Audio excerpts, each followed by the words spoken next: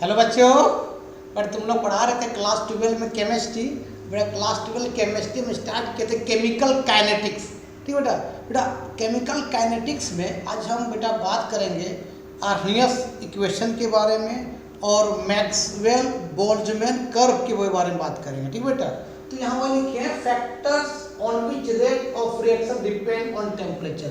इसी में बेटा भी आर्नियस इक्वेशन आ जाएगा और मैक्सवेल बोल्ट्जमैन डिस्ट्रीब्यूशन कर्व भी आएगा। बेटा याद रखना कि रेट ऑफ रिएक्शन का मतलब क्या होता है, स्पीड ऑफ रिएक्शन। ठीक बेटा, किस स्पीड से रिएक्शन रिएक्टेंट से प्रोडक्ट में शिफ्ट हो रहा है। ठीक बेटा, सुनना जनरली बेटा याद रखना, जनरली वही लिखे हैं factor on which rate of reaction depend on temperature. इसी में आर्नियस इक्वेशन आ जाएगा बेटा, और आर्नियस इक्वेशन को डिराइव भी कर देंगे और मैक्सवेल बोल्ट्जमैन डिस्ट्रीब्यूशन कर्व भी बता देंगे। ठीक बाबू, याद रखना जनरली टेम्परेचर बढ़ने से बाबू, जनरली बेटा अगर टेम्परेचर बढ़ेगा तो रेट ऑफ रिएक्शन बढ़ेगा बेटा, रेट ऑफ रिएक्शन बढ़ता है, रेट ऑफ रिएक्शन बढ़ता है। मान ले बेटा हम जिस टेम्परेचर रिएक्शन करवा रहे हैं, मान ले T1 टेम्परेचर रिएक्शन करवा रहे हैं, अगर आप उसमें 10 डिग्री टेम्परेचर 10 डिग्री सेल्सियस उसमें और ऐड कर देंगे बाबू, जिस टेम्परेचर तुम रिएक्शन करवा रहे हो उसमें अगर 10 डिग्री और टेम्परेचर बढ़ा देंगे बेटा तो रेट ऑफ रिएक्शन, याद रखना बाबू, रेट ऑफ रिएक्शन बेटा इज ट्वाइस हो जाएगा, 2 गुना हो जाएगा। मतलब रिएक्शन का स्पीड 2 टाइम्स हो जाएगा जब 10 डिग्री क्या करेंगे, रेज कर देंगे टेम्परेचर सब। ठीक बेटा, इसको लिखो बेटा। इसी में हम बात कर सकते हैं बेटा एक अभी कर्व मैक्सवेल बोल्ट्जमैन,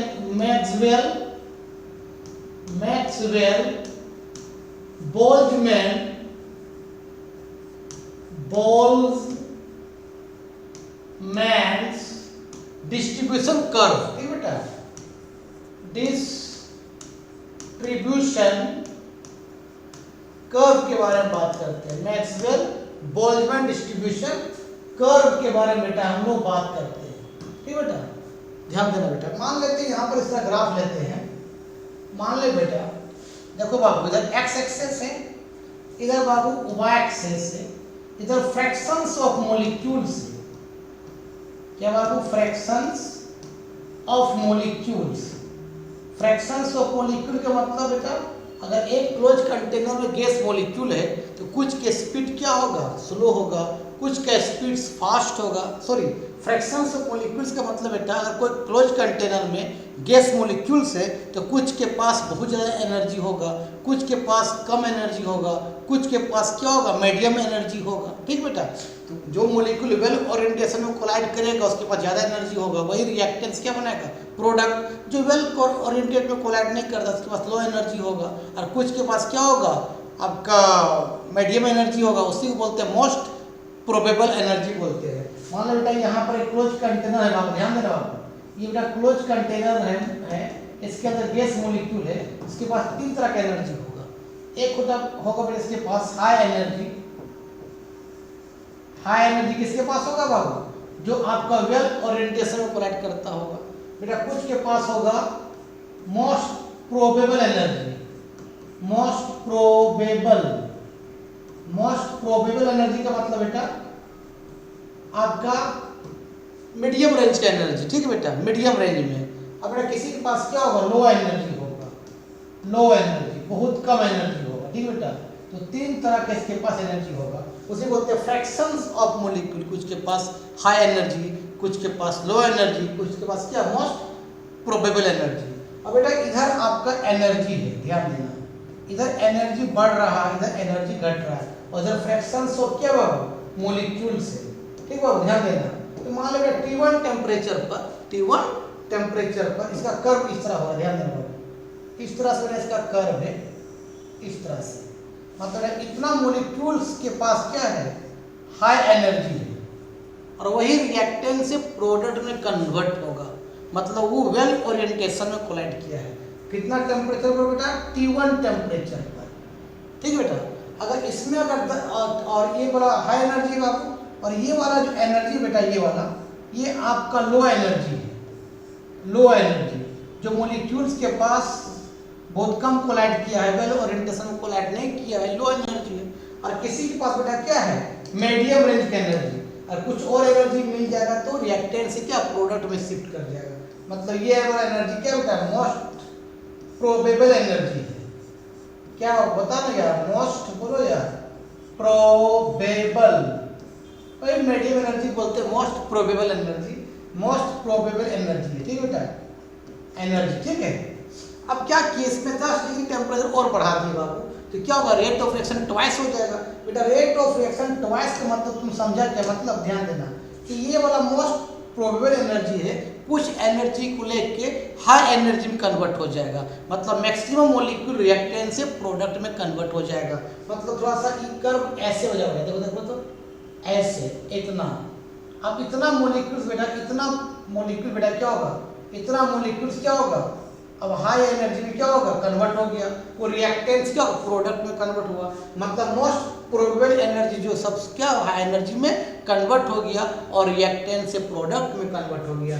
मतलब बेटा यहाँ पर क्या है कि टेम्परेचर T1 में क्या अगर 10 डिग्री टेम्परेचर और बढ़ा देंगे बेटा तो उसका रेट ऑफ रिएक्शन ट्वाइस हो जाएगा और मोस्ट प्रोबेबल एनर्जी का संख्या क्या हो जाएगा, कम हो जाएगा, वो हाई एनर्जी में कन्वर्ट हो जाएगा और रेट ऑफ रिएक्शन क्या हो जाएगा, 2 टाइम्स हो जाएगा। ठीक है बेटा, इसी ग्राफ का मतलब यही है। और यहाँ बाबू T1 प्लस 10 डिग्री सेल्सियस ये बेटा ज़्यादा है एज कम्पेयर टू क्या, T1 से। यहाँ पर रेट ऑफ रिएक्शन क्या बता, ट्वाइस हो गया और most probable energy high energy में कन्वर्ट हो गया और रिएक्टेंट से वो प्रोडक्ट में शिफ्ट हो गया। ठीक बेटा, इसको लिखो।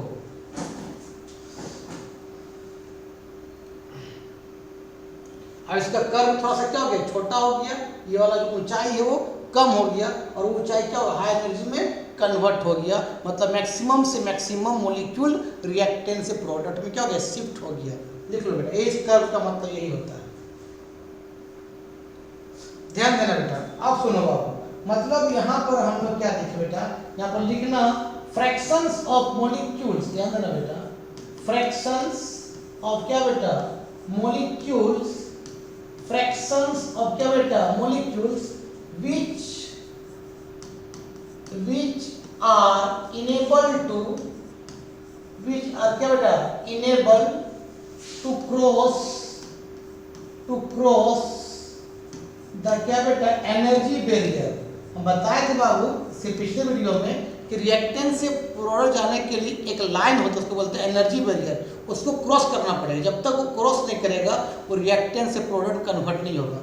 मान लो बेटा, ध्यान देना, ये आपका एक्स एक्सेस है बेटा, ये वाई एक्सेस, यहाँ पर एक होता है बेटा एनर्जी बैरियर, इसी बोलते हैं बेटा क्या, एनर्जी, हम क्या बोलते हैं, बैरियर बोलते हैं। एनर्जी क्या बाबू, बैरियर बोलते हैं।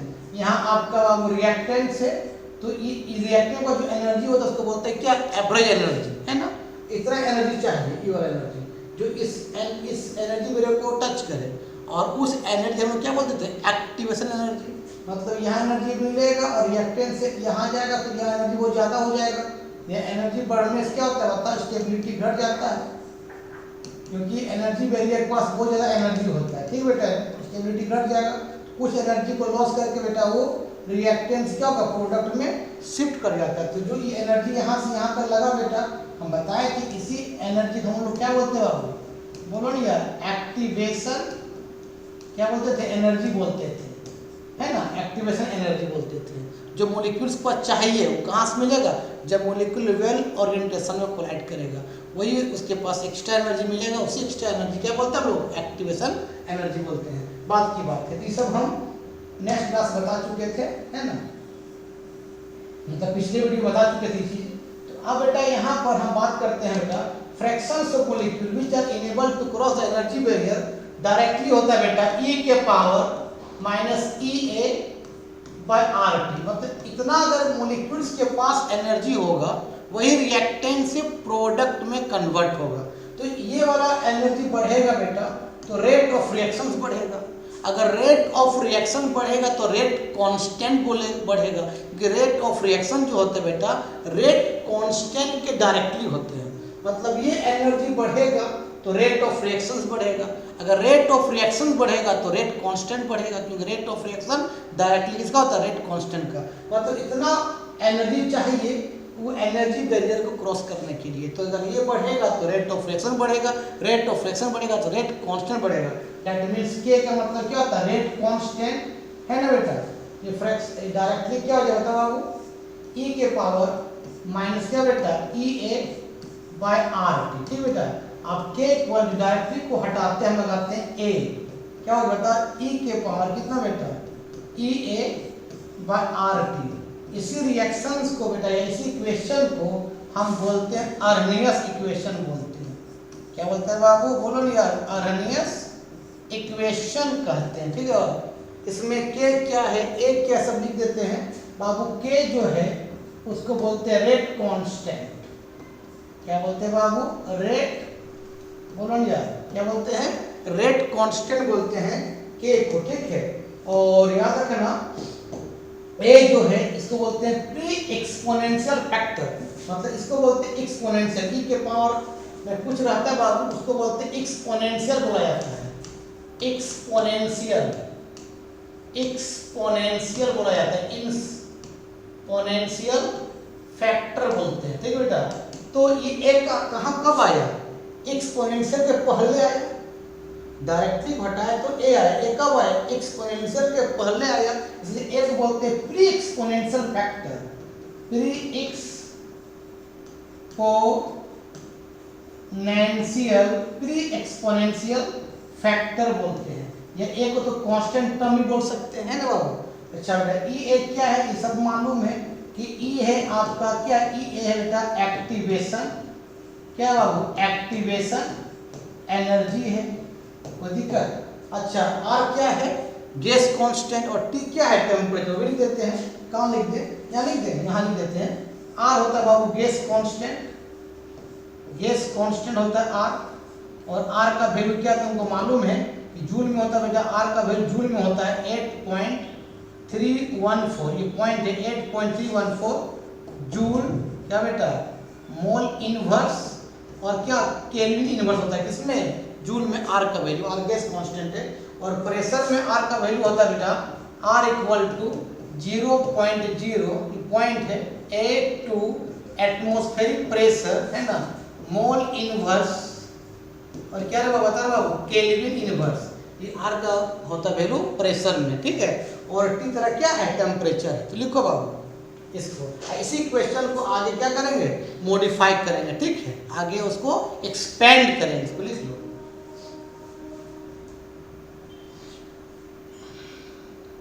चलो, एक याद रखना बेटा, तुमको अभी हम बताएं कि रेट ऑफ रिएक्शन जो होता है, रेट ऑफ रिएक्शन, रेट का जो रिएक्शन होता है बेटा वो डायरेक्टली प्रोपोर्शनल होता है क्या, molar power concentration of reactant. क्या होता है बेटा, डायरेक्टली क्या होता है, मोलर पावर, मोलर पावर क्या बेटा बता ना यार, कंसंट्रेशन ऑफ क्या बेटा रिएक्टेंट होता है। ठीक है, कोई दिक्कत, रेट ऑफ रिएक्शन मतलब क्या आर, और डायरेक्टली हटाए क्या दिए के तरह क्या बताओ क्या है, रेट कांस्टेंट। क्या बाबू बता ना यार, रेट कांस्टेंट है ना, और क्या हो जाएगा बता, क्या हो जाएगा, मोलर पावर, क्या बेटा मोलर पावर क्या बताओ, कंसंट्रेशन ऑफ क्या बेटा रिएक्टेंट होगा। तो यहाँ देखो तो कि रेट ऑफ रिएक्शन और के में क्या है, डायरेक्टली नहीं है। तो बताए थे रेट ऑफ रिएक्शन जो होता है रेट कांस्टेंट का डायरेक्टली होता है। ठीक है, अगर रेट ऑफ रिएक्शन बढ़ेगा तो रेट कांस्टेंट भी बढ़ेगा। ठीक बेटा, इसको लिख लो। अब हम बात करते हैं इसी फार्मूला को आगे डिराइव करेंगे बाबू। क्या बताया थे बताओ, relative equation k equal to क्या a इनटू e के पावर क्या e a by r t। इसको आगे क्या करेंगे, वेरीफाई करेंगे। याद रखना बाबू, log बेस e लिखो या ln लिखो, एक ही चीज होता है। log बेस e या ln को बोलते हैं नेचुरल लॉग बोलते हैं। क्या बोलते हैं, नेचुरल लॉग बोलते हैं। और log बेस e को जब बाबू हम log बेस 10 में कन्वर्ट करते हैं, वी मल्टीप्लाई बाय 2.303 करते हैं, इसको बोलते हैं हम लोग कॉमन लॉग बोलते हैं। क्या बोलते हैं हम लोग बाबू, कॉमन लॉग बोलते हैं। है, याद रखना, ठीक है। तो यहाँ हम लोग क्या करें, log बेस ई लिखो या log ln लिखो और ln को बाद में log बेस 10 में कन्वर्ट करेंगे, ठीक है। तो लिखो टेकिंग, लिखो taking ln on both side, ln लिखो या log बेस ई लिखो, बात बराबर है। बता क्या हो जाएगा, बोलो बोलो बाबू, क्या हो जाएगा, ln के इक्वल टू क्या बताओ बाबू, ln क्या हो जाएगा, a इंटू ई के पावर कितना, ई ए बाय कितना होगा, आर टी, उसको लिखो। और एक याद रखना बाबू, इस सब मिलाते हैं सब चीज को, कुछ फार्मूला तुम लोग को बता देते हैं ताकि तुम लोग को याद रहे। चलो एक याद रखना, एक होता है log a बाई बी का बाबू फार्मूला होता है log a माइनस क्या होता है, log b होता है। और एक याद रखना log a into log b का फार्मूला होता है बाबू log a प्लस b होता है, ठीक बाबू। एक याद रखना log a के पावर m रहता है, उसका वैल्यू होता है m log a होता है, पावर चला जाता है मल्टीप्लाई में। और एक याद रखना log 10 का वैल्यू 1 होता है और log 1 का वैल्यू 0 होता है, इसको लिख लो। अभी आप देखते हैं बाबू इसको क्या करता था, ln के इक्वल टू क्या होता, log a इंटू बी है, क्या कर सकते log a plus log b, मतलब होता क्या होता है ln a क्या होगा प्लस क्या हो जाएगा ln e माइनस कितना हो जाएगा e a by R T, हो गया ना, log a into B, log a plus log b। और बेटा ये पावर क्या जाता है, मल्टीप्लाई में चला जाता है। तो बता क्या लिखेंगे इसको, बोलो नहीं यार क्या लिखेंगे, बता ना ln के इक्वल टू क्या ln a की 5 आ जाएगा मल्टीप्लाई में फार्मूला log a के पावर m log a, ये माइनस यहाँ आएगा तो माइनस प्लस माइनस हो जाएगा, तो माइनस क्या होता है बाबू e a बाय क्या आर टी, क्या हो जाएगा ln e हो जाएगा, क्या हो जाएगा बोलो नहीं यार, क्या हो जाएगा ln क्या हो जाएगा e हो जाएगा। और ln e का वैल्यू ln e लिखो या log बेस e के पावर e लिखो, वैल्यू कितना होता है 1 होता है, ये पूरा पूरी 1 हो जाएगा। तो लिखो पहले यहाँ तक ना, चलो अब ऊपर मिटाते हैं बाबू, इसको सॉल्व करेंगे। तो इसको ऊपर मिटा दे रहे हैं, सब इसे मिटा देते हैं, सब तुम लोग लिख लिया होगा या समझ लिया होगा, स्क्रीनशॉट ले लेना।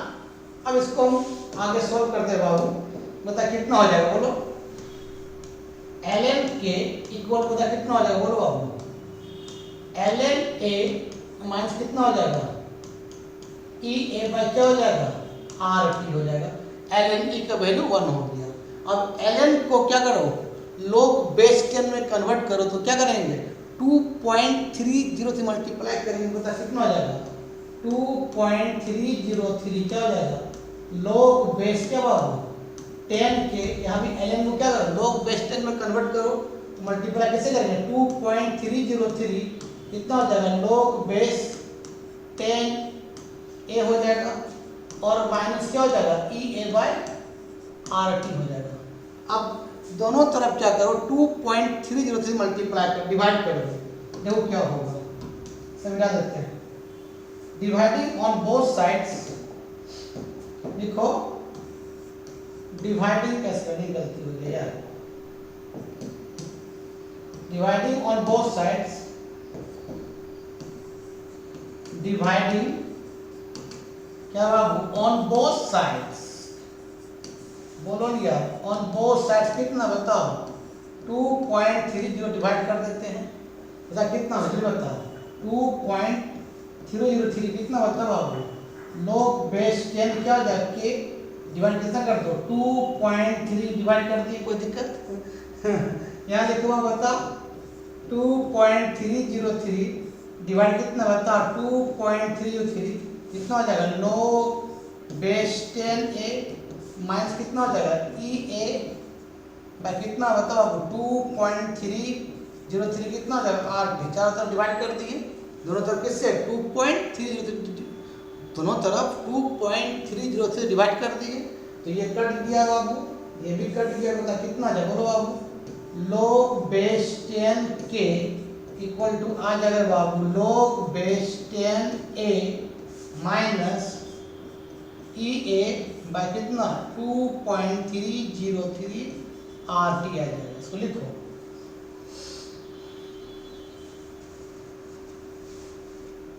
चलो ऊपर मिटाते हैं। चलो इसका मिटा देते हैं। चलो रे बाबू, चलो रे बाबू, इसको अब करते देखो। एक ग्राफ तुम पढ़ा था बाबू, क्या y इक्वल टू क्या बेटा mx प्लस c। y है y axis, m slope, x axis, c है आपका इंटरसेप्ट। इसको कंपेयर करो बाबू इसी से। तुम इसको ऐसे भी लिख सकते हो log बेस क्या 10k इक्वल टू क्या कर सकते हैं माइनस बोलो यार EA बाय कितना 2.303 RT है ना, प्लस क्या log बेस 10 है। तो दिक्कत बाबू बेटा यहाँ पर देखो तो y की जगह कितना है बाबू, y की जगह में log बेस 10k है, m स्लोप या ग्राफ बनाएंगे x और y एक्सिस के बीच में, तो m स्लोप बेटा m स्लोप कितना बता EA बाय कितना 2.303 R है, ठीक बेटा। और c क्या बता, c है आपका log बेस 10 है, c का वैल्यू क्या है प्लस में एक वैल्यू है, तो ग्राफ कैसे बनेगा बताओ, इसको लिखो ना पहले। चलो इसे को मिलाते हैं। चलो अब यह ग्राफ बनाते हैं, किसके बीच में बाबू, ग्राफ बनाते हैं बाबू y वर्सेस क्या x के बीच में, ठीक है। मतलब रेट कांस्टेंट और टेम्परेचर के बीच में ग्राफ बनाते हैं, भी लिख सकते हो रेट कांस्टेंट। रेट के का मतलब क्या होता है, रेट कांस्टेंट है बाबू, तो रेट बोलो यार रेट कांस्टेंट वर्सेस क्या टेम्परेचर के बीच में ग्राफ बना रहे हैं। तो कैसे बनेगा देखो बाबू, देखो रे बाबू, ये x एक्सिस है, ये y एक्सिस, y मतलब कितना है बोलो, log बेस क्या है 10k है, और x में क्या देखो x क्या है, ये x क्या बचा आपका, x क्या बचा 1/t बचा, 1/t बचा, तो x कितना जाएगा 1/t है बेटा। ये स्लोप क्या कितना c क्या इंटरसेप्ट 0 है, और हम बताए थे अगर c का वैल्यू प्लस आएगा तो ऊपर जाएंगे और माइनस आएगा तो नीचे जाएंगे, तो c का वैल्यू किस में जाएगा तो प्लस में है ऊपर जाए, मान लो यहाँ चले गए c का वैल्यू, आप ऊपर से देखेंगे अगर स्लोप नेगेटिव आएगा तो नीचे आएंगे, स्लोप ऊपर जाएगा तो स्लोप अगर प्लस आएगा तो ऊपर जाएंगे, नेगेटिव आएगा तो नीचे जाएंगे। देखो स्लोप किसमें नेगेटिव में है ना, तो नीचे आएंगे इस तरह से। ये कितना हो जाएगा स्लोप माइनस EA बाय कितना 2.303 R हो जाएगा स्लोप है। ये m का मतलब क्या स्लोप ऑफ लाइन है, और बेटा यहाँ से यहाँ की तरह क्या है c है, ये वाला c है, ये वाला c कितना बता log बेस क्या है 10a है, इसको इंटरसेप्ट बोलते हैं, c का मतलब इंटरसेप्ट, log बेस 10a है, एक ग्राफ हो गया, लिख लो।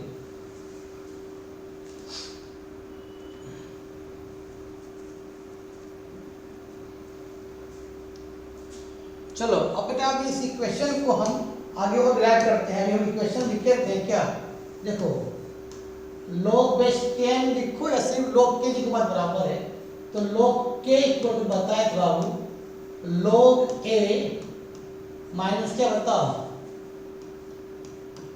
EA बाय क्या 2.303 RT। क्वेश्चन को 1 मान लो, इसको आगे और आगे बढ़ाएंगे। log बेस 10 के लिखो या सिर्फ log k लिखो बात बराबर है, log बेस 10 a लिखो या log a लिखो बात बराबर है, ठीक बाबू।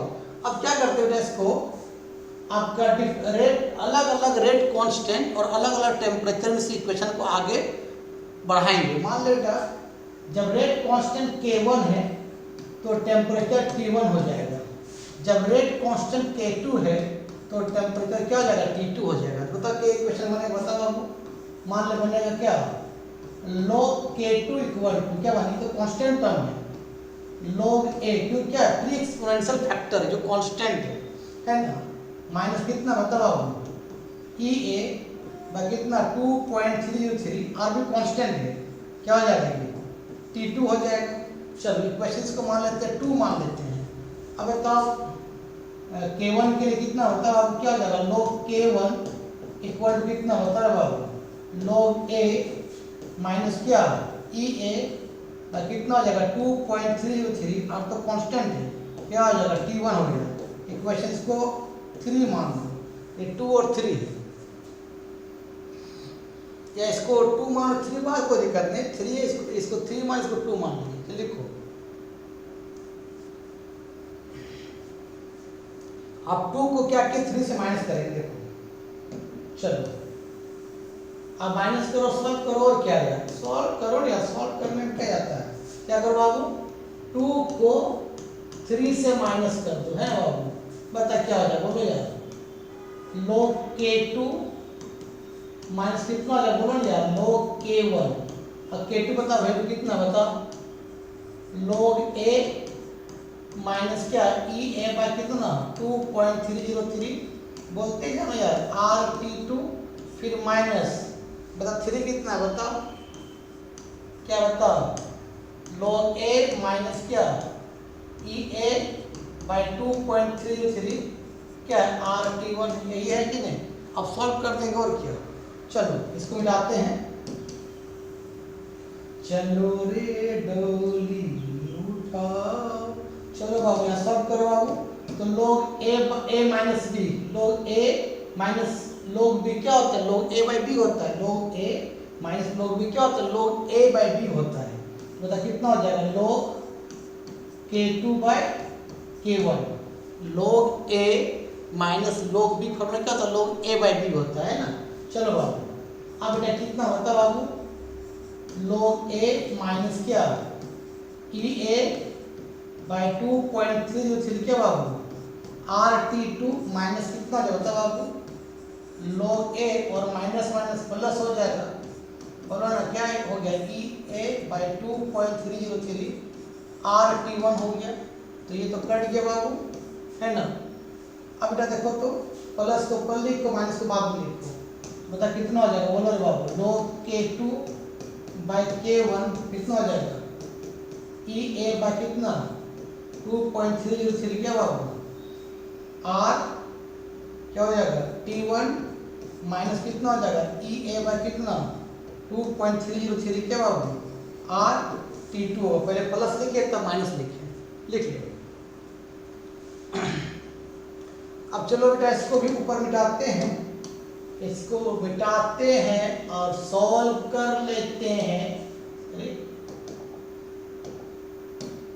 सॉल्व कर लेते हैं, तो बताओ क्या हो जाएगा बोलो रे बाबू, ये हो जाएगा बाबू log क्या बाबू K2 बाई K1, या कॉमन क्या ले लेंगे बता बाबू, या कॉमन ले लेंगे ई ए बाई कितना 2.303, ये R कॉमन ले लेंगे है ना बाबू, बता क्या बन जाएगा बताओ, ऊपर बन जाएगा बताओ 1 बाई क्या T1 माइनस क्या हो जाएगा 1 बाई T2 हो जाएगा, यही क्वेश्चन होगा बेटा।